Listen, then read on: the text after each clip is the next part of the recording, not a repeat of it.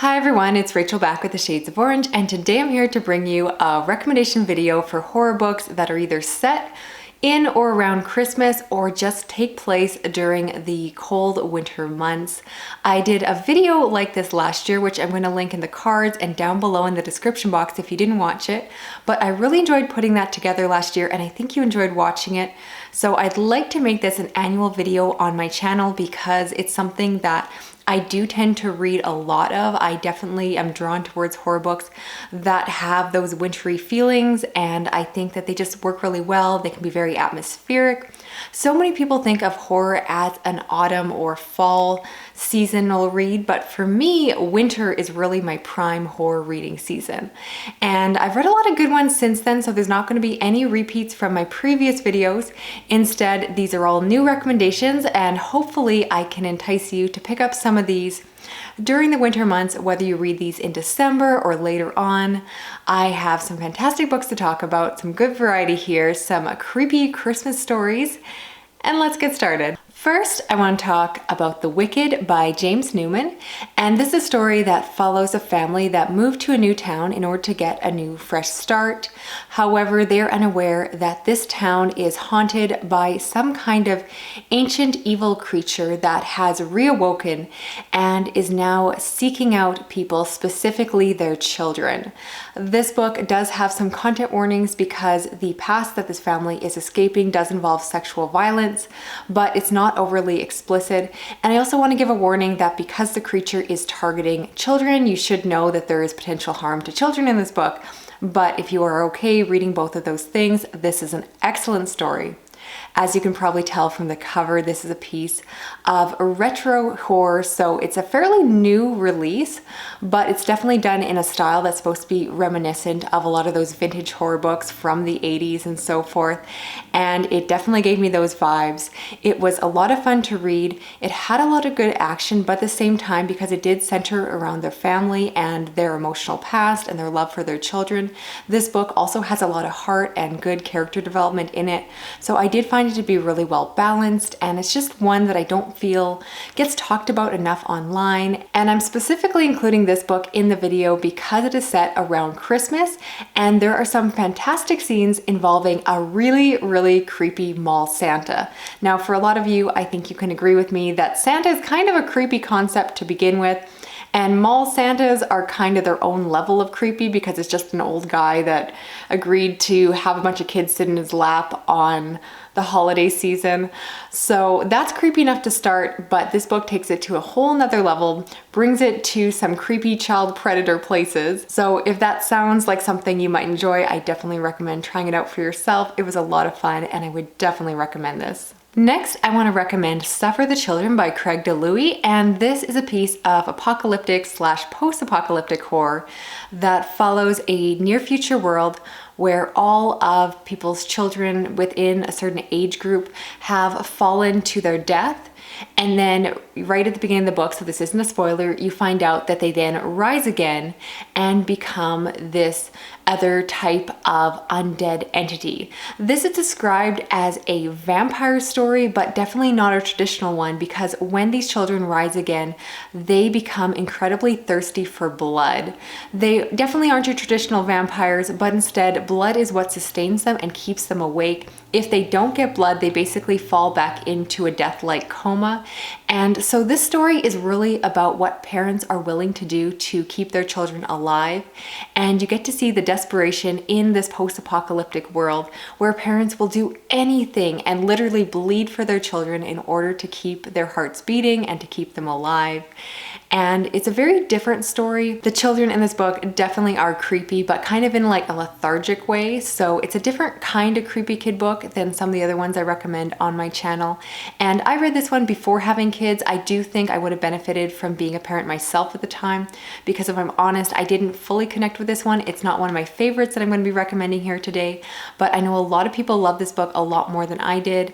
And I think that those that are parents themselves will definitely be the ones that will connect most close to the narrative and really see themselves in the story. So if you want a really harrowing post-apocalyptic story that centers around families, this one is a great one to check out.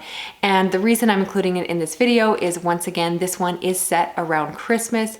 It's around Christmas when the children begin to come back to life, and you get to see what Christmas Day is like when you have little bloodthirsty children that are just craving your blood and you're trying to open presents. It's a very disturbing take on Christmas Day, so that might be one that you're interested in checking out this December. Now, if you're interested in trying some middle grade horror, I would recommend The Forgotten Girl by India Hill Brown.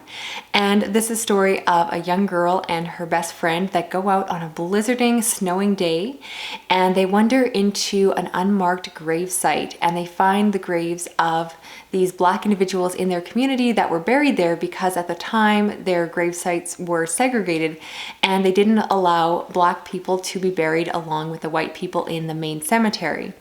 And this story, while it is horror, I'll say it's very light on the horror elements. Instead, I want to include it here because I feel like it brings a more diverse story into the mix, because this story very much centers around the main character, who is Black herself, and her experience in school and living with her family, and just how her own racial background does affect her day-to-day life. But then she also takes on a school project to actually learn more about these grave sites. And she is visited by what she believes to be the ghost or the spirit of one of these young girls that was buried in the grave. And so she feels very compelled to find out her story and tell it and just bring respect to the dead. So yes, it's a ghost story, but it's very light on the haunting, creepy elements. And instead, it's just a very wintry story, not specifically set around Christmas, but again, it starts out during a snowstorm and you talk about the spirits of the snow. So very much an atmospheric, wintry read, excellent writing, excellent diversity. Definitely recommend it if you're looking for a book to perhaps read with your own children around Christmas. This would be a great way to sneak in something that's just a little bit horror, so I did want to include this one on my list. Next, I want to recommend Naomi's Room by Jonathan Aycliffe, and this is one that is specifically set around Christmas. It starts out right on Christmas Eve, and it follows a mother and father who are taking their young daughter to go Christmas shopping for some last minute gifts. And the father looks away for just a minute, and sure and behold, the parent's worst nightmare happens and she disappears. Now, this is not a spoiler because it's right on the back of the book. You find out within a chapter or so that she does not come back. So this is very much a parent's worst nightmare in every possible respect of that. And instead they find her body. However, the parents still wonder, is she actually dead? Because when they go into her room, when they are in their house, they possibly hear things and feel like she is maybe haunting their place. And this book is often described as one of the scariest horror books out there, and so I was very much intrigued to read it. This is another one I read before having kids, and I do think I would have benefited from being a parent myself at the time, because it didn't hit quite as home for me, but certainly a dark story. Given that synopsis, huge content warnings for anyone that avoids harm to children, because this one definitely goes to those places. But if you're looking for a Christmas story that is going to devastate you, this is definitely one to check out. The horror in this one, besides the main event, is much more subtle. Again, you get these like strange sounds in the house, and it's very quiet and disturbing. So if that is your kind of horror, this one might really appeal to you. So recommend that one to parents and anyone that kind of likes that more gothic-y haunted house style of story. Next up, we have Wendigo by Vaughn C. Hardacker, and this is a supernatural horror thriller that is set in a small US town in the midst of winter.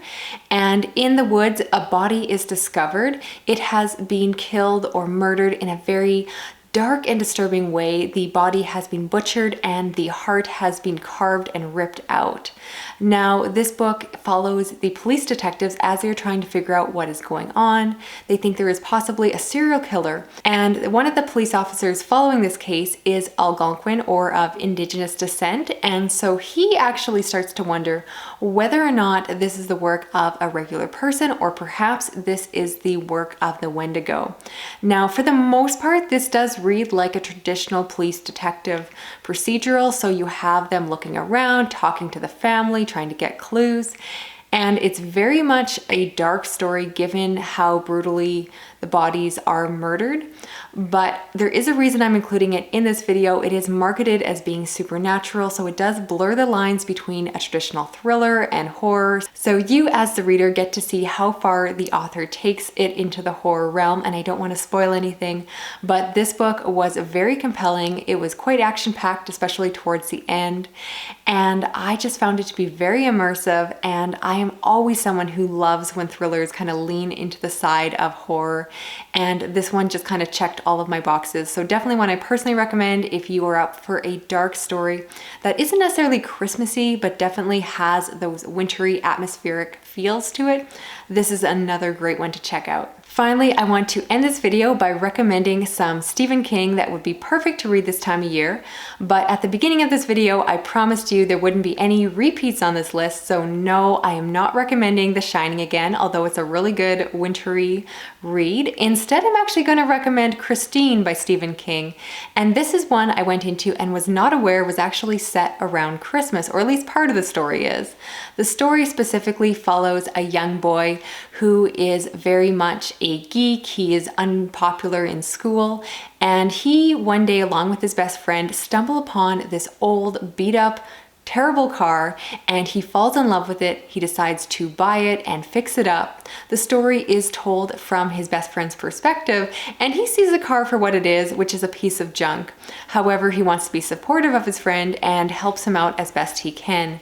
However, as his friend goes to work on the car, you see that it really starts to change his personality. He becomes obsessed with the car, and his car becomes more important than everything else. This really is a classic haunted car story, and it was a lot of fun. I enjoyed the character work in this one. I thought it was very strong, and it was just a fun read. So if you're a fan of Stephen King, and even if you're not always, I do think that this is one of his best and definitely an enjoyable one to read around Christmas. The story starts out in August, but towards the later part of the book, it does move towards Christmas, and so they are discussing Christmas shopping and going to the mall, and I don't think it's too overt. So if you want to read this book and it's after December, still go ahead. You're not going to be turned off by the constant Santa references. But if you're looking for something that's just a little bit Christmassy, this one fits the bill, and I would definitely recommend it as just a really good horror story. So that is it for this video. Of all the books I mentioned, let me know which one are you most interested in reading. Hopefully I added something to your own winter TBR. And I would also love your recommendations for your favorite books that are either set around Christmas or just have those atmospheric wintry feels. Or if you've read something that is perhaps based around a non-Christian winter holiday, I'd love that too, because I'm always looking to diversify my own reading.